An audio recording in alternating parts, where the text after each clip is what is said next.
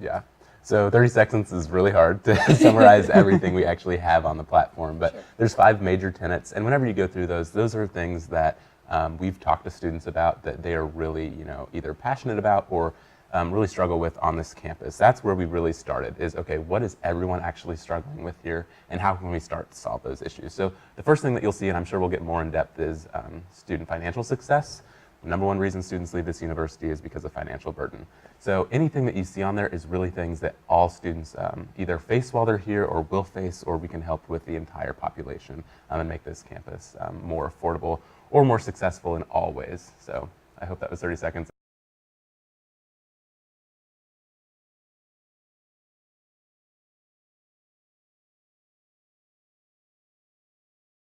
That's a really hard thing to pinpoint. Yeah. I think that you can't really pinpoint. Each issue is important in its own way, and so it's about making those things work together, making sure we pay attention to each issue individually, and advancing it as far as possible. We were asked by the man-eater for our top 5.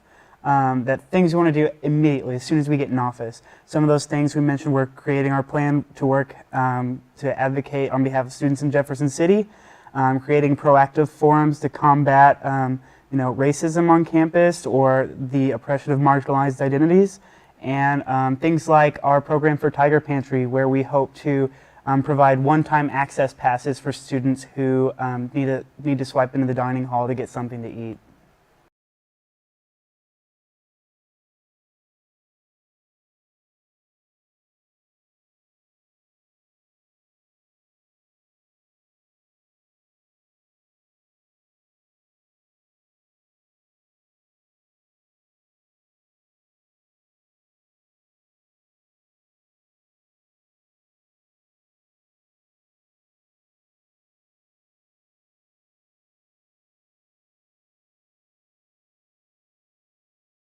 And that's a good question, and I'm glad you asked that for sure.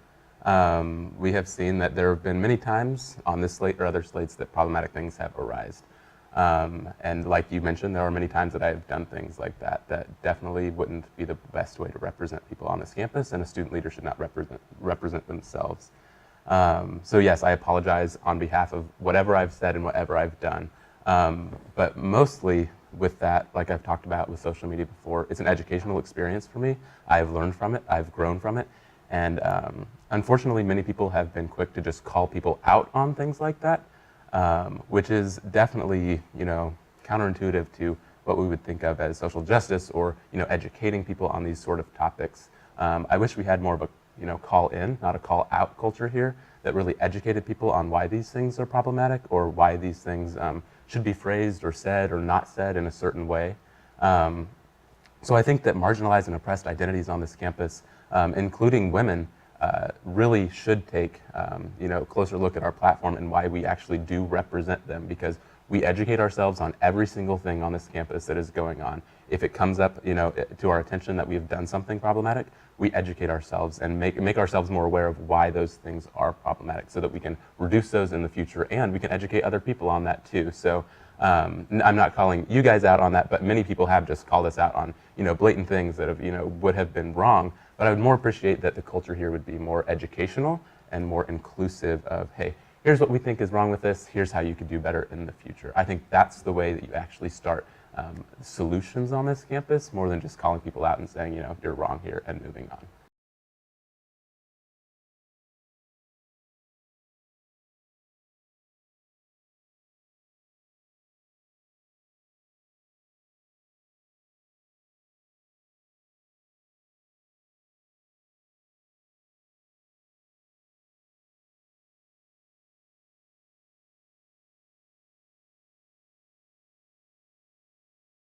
I've learned personally that there are things here on campus that can be bettered, and that you just have to start the conversations with people to do so.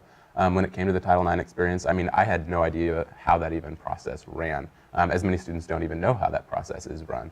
I learned that there is a large stigma attached to Title IX, and really just resources in general on this campus, that students don't actually want to reach out and get those services because they think that they're going to be blamed for things, or they think that it's just an entirely, too hard process to even go into to begin with. So I've learned that we need to really destigmatize these things first off, and then more so educate these students on how these processes even work. How you can get in contact with Title IX, how you can get in contact with RSVP, that these processes aren't meant to be, long and dreadful, that these things are actually there to help them. I think that's what I've learned most, is that there is a stigma, we can educate people more, and we can combat that stigma by doing so.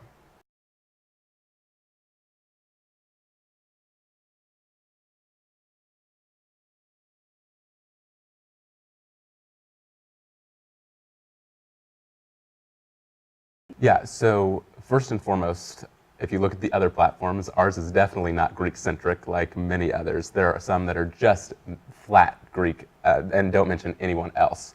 But I think the majority of why we actually choose to talk about Greeks is many times the Greek leadership here on campus has a loud voice for people and advocates for a lot of people here on campus. It's not true for everyone, but we do know that that sometimes we have to start with a certain population.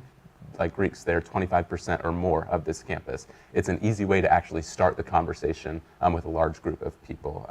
And so that's what we actually reached out to, because we know we can have large amounts of students and different chapter meetings or different places that we can actually educate them in a very fast, streamlined manner. So definitely starting with the Greek life, we talk about athletics as well, reaching out to them to actually bring them into the It's On Us initiative and starting to educate all of campus. I mean, it's not just Greek life, but Greek life is a start and it is a step.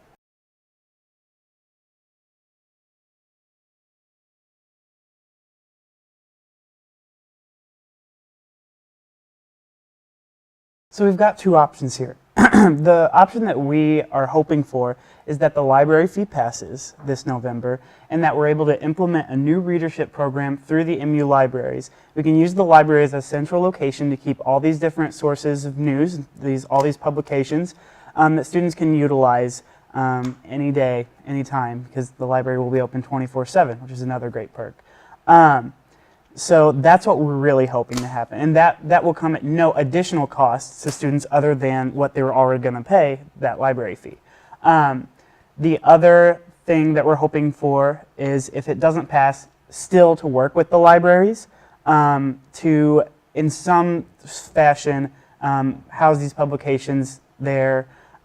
It'd probably be in a more limited fashion, maybe just we'd have to have fewer, or we might even have to do like online access to these newspapers, which can be cheaper. And so that's kind of the scaled back limited version. But what we're really hoping for is that the library fee passes, and then we can utilize that new resource, that new student money that they're getting, to make sure that it's benefiting the students, and the readership is one really good way to make that happen.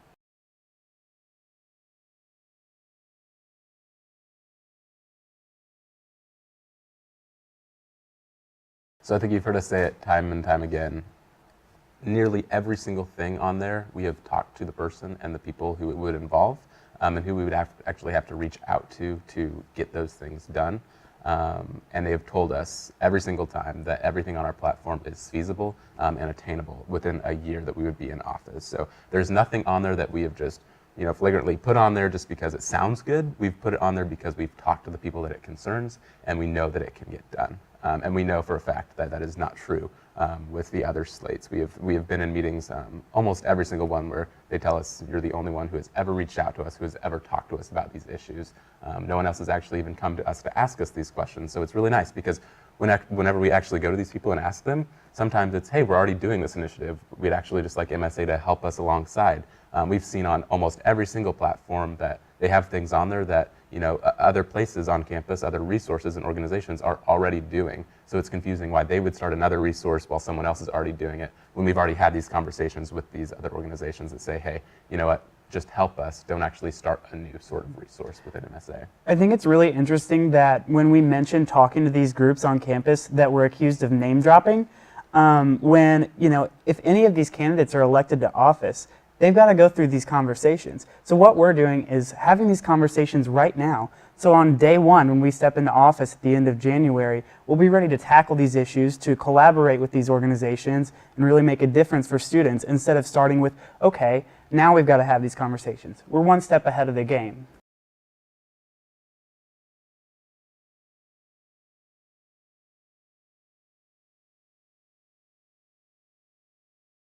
Yeah, absolutely. So I'll just give you a good example with LGBTQ Resource Center. There was something that MSA was trying to pass with a map for gender-neutral bathrooms on campus. That exec was really trying to find and really make a map that would be inclusive of all of these bathrooms around campus so students would understand this. But at the same time, LGBTQ Resource Center was doing this already. I mean, years before MSA was even looking into it.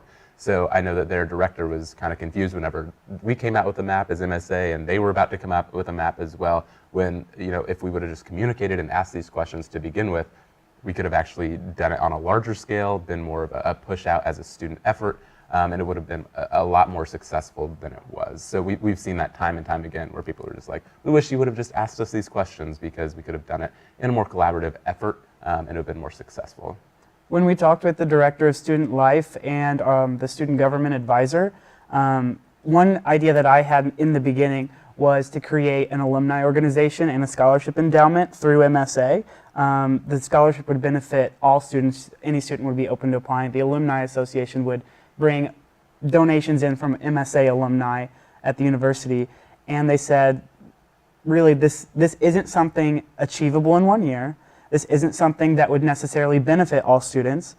And so you actually see that in one of our opponents' platform. So clearly they haven't talked to the appropriate people on this.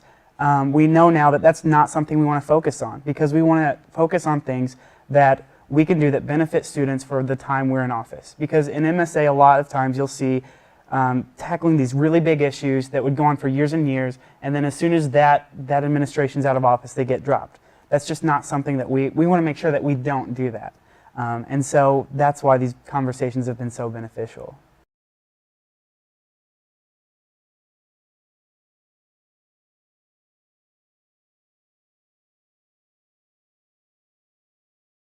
I can think of one in particular where they're trying to change the election cycle of MSA along with the budget cycle. And I'll let Chris talk a little bit more about that, because that is the vice president's job entirety of that first semester of changing the budget. And I know he can speak to exactly why that would not be feasible. Sure. So, well, first, the election cycle issue is, I wouldn't say something completely unfeasible, and even something that I would maybe support, but that would have to be something that happens over a very long period of time. But as far as the budget cycle, there's a reason we do our budget in the spring.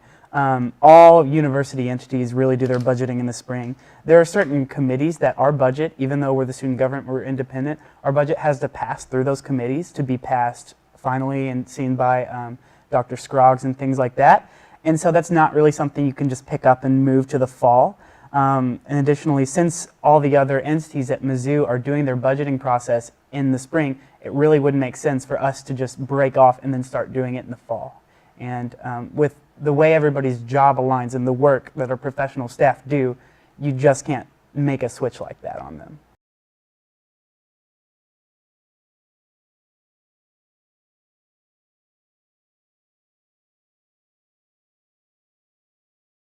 So I think what we've seen that's been most successful from this slate is that they've actually used their voice in a progressive, positive manner. I've talked about it before. I served on an executive cabinet the year before Peyton Head on Mason Shara's exec as the director of communication, and it was really a precedent not just set by that exec, but many years before that student issues and student involvement really you didn't get too involved in.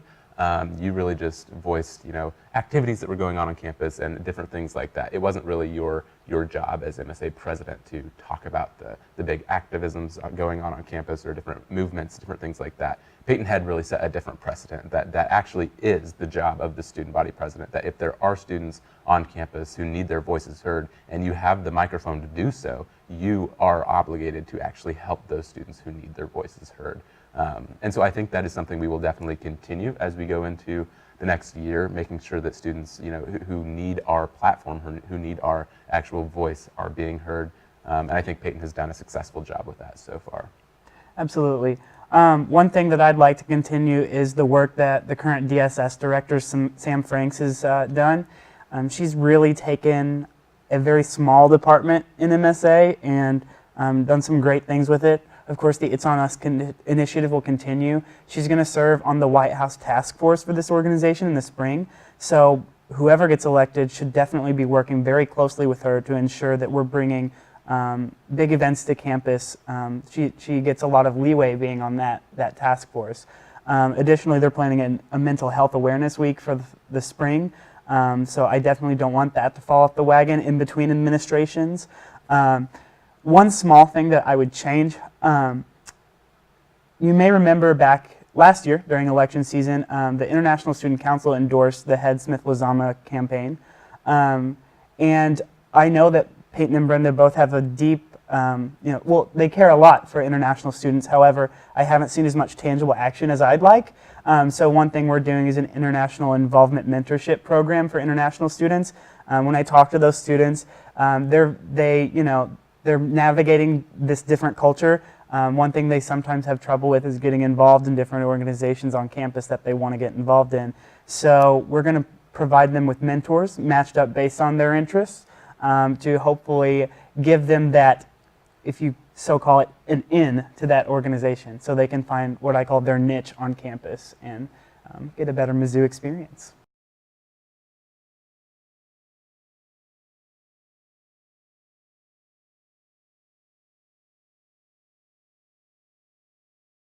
No major changes. I'm hoping that, the Student Fee Review Committee controls how much money MSA receives every year. I'm hoping for at least an increase based on CPI, which is what is normal. That way we can dole out our usual raises for our professional staff so that their wages keep up with inflation. That's extremely important. And then I'm hoping for a little bit of extra money to put into the Department of Student Services to expand their work. They'll have more money for It's On Us. They'll have more money to create awareness programs like the Mental Health Awareness Week that they're going to do in the spring. And after that, we'll see. Last year, Craft Studio had their 12-month graduate assistant cut from their budget. The workload that graduate assistant did was extremely important to the Craft Studios organization because the work they did helped them increase their revenue and in turn save MSA money. So I'd like to return that investment so that we're going to get a higher return on investment. And that was actually one of the small disagreements I had with Brenda when she formulated last year's budget. I'm also going to be re-examining Senate chair pay based on the allocation we get. I mean, if our allocation is okay, it'll probably remain how it is. However, if for some reason it's lower than we'd hoped, I'm going to be reevaluating that because I don't think that's necessarily responsible spending when we're having to cut things like a graduate assistant in one of our auxiliaries that in turn is bringing us more revenue.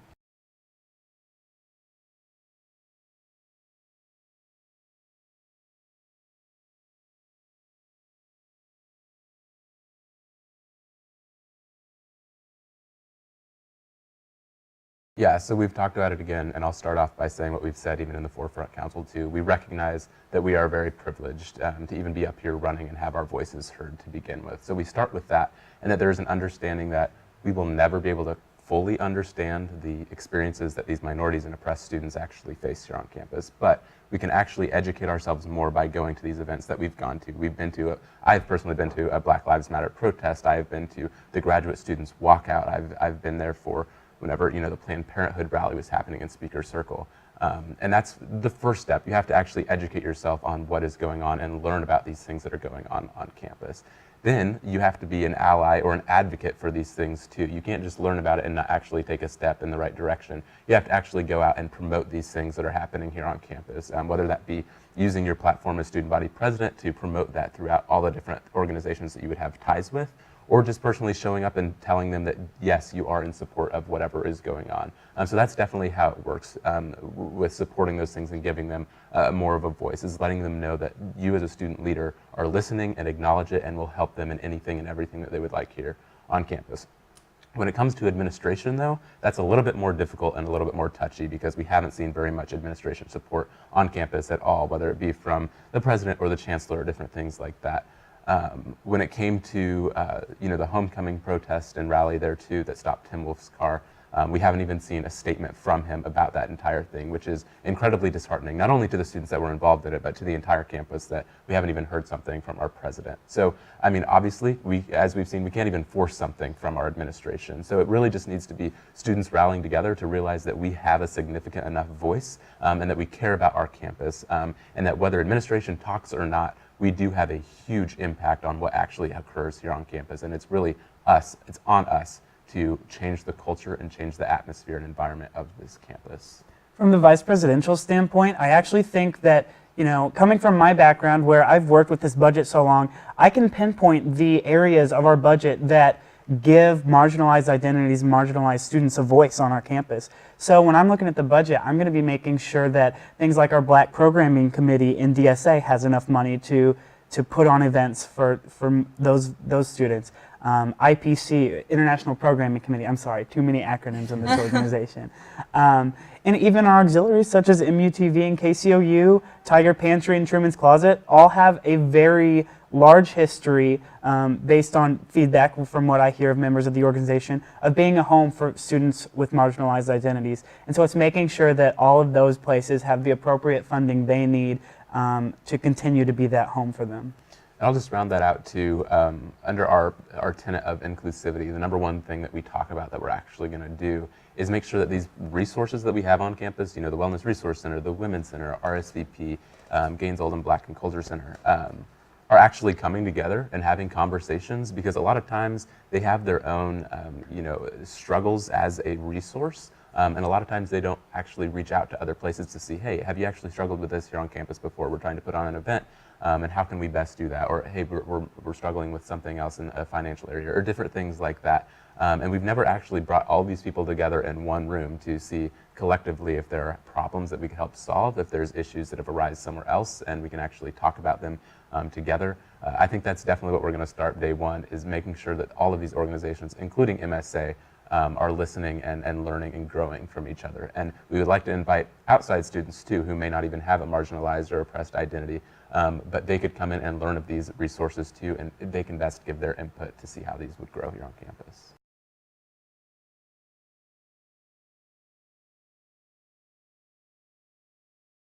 Yeah, I think first and foremost, student affordability. As we've seen, and I'm sure you guys may know too, if you pay your own bill here on campus or things like that, tuition not only is increasing, but it's increasing in a way that they've kind of gone around the system. Supplemental fees are actually increasing. So me being a bio major, I enroll in many lab classes and many College of Arts and Science classes too. And the second you enroll in those, you're given an arts and science fee, a college fee, a lab fee, all these random fees that you actually didn't even know you were going to be given to in the first place. And so when it comes to paying my bill and I see these things just pop up in the end, it's really concerning to me that I didn't actually know that these things were going to happen. So we're working really closely with the people with MyZoo. So whenever you're actually going to enroll for these classes and you go on there, there's going to be a total amount of what you're going to pay. It'll tell you every fee that's associated with that class. And it's going to be more transparent for students, so that you're not going to come to the end of the semester and realize that you've just spent way too much money and it was outside of your budget, because like I've talked about, that's the number one reason students actually leave this university. More on the affordability tenet too, students don't really know how best to manage their money when it comes to student charge. They really rack up that bill, and I see some of you smiling too, which is fine, but we want to address that to make sure that students are more educated on how that process works, what student charge is. It's not just $1,000 free dollars. You actually have to pay that off at the end of the semester, and things like that. Making sure that students are more aware of how best to manage their money. Absolutely, that's the same with me. The biggest issue I've gone through relative to our platform is definitely affordability. Even during this campaign, I'm trying to maneuver my part-time job. I actually wait tables, and I'm responsible for paying my student account every single month, and that has really been a struggle, especially when you have the drive to succeed academically, but you also want to participate in organizations on campus, and then you have to make time to pay rent as well. It's not easy for students, and our goal is to make it easier for students.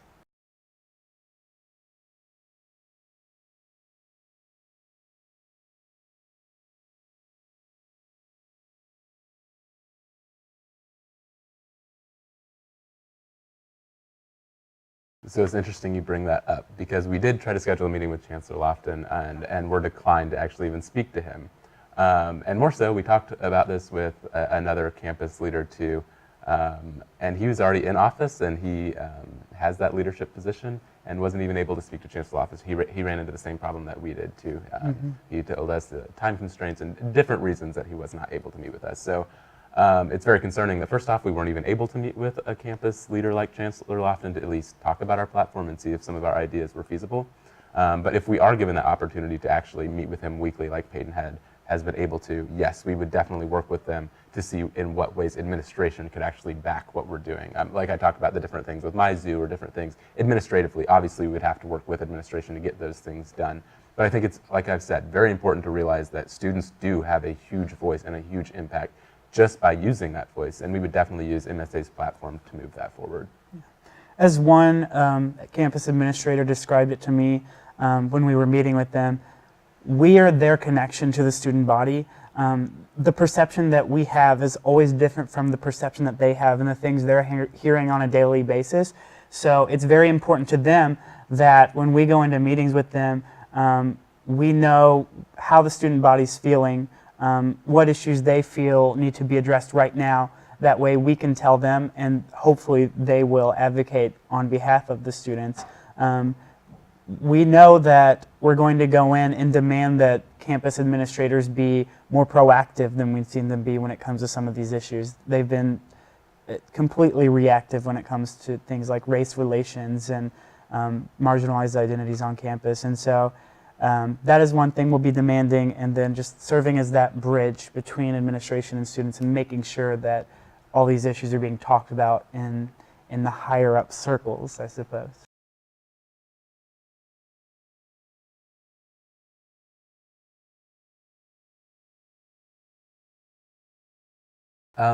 Like we've talked about time and time again, not only have we actually reached out to all the people that are concerned on our platform that we talk about we will work with, but we know that everything on here is feasible within the next year, and that we know that we are very passionate about getting it done.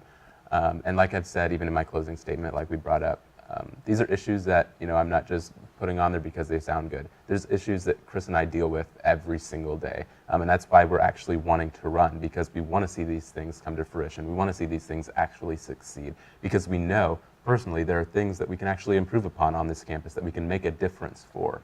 And that's why we're running, because we know we can get it done, and we know we can make this place, Mizzou, a more successful place for students to come and succeed both academically and in anything else that they would like to succeed in. Yeah. You know, I've heard so much lately that not just us, but all three of the slates are simply doing this for a gold name tag. Now, this may not be the best politics, but I can tell you that all three of these slates aren't doing this for a gold name tag. We're doing this because we've talked to students. We know the issues that they find important. We have, in our case, we have the experience in our organization to work through these issues and make a difference for students. And that's what moving Mizzou forward is all about to us.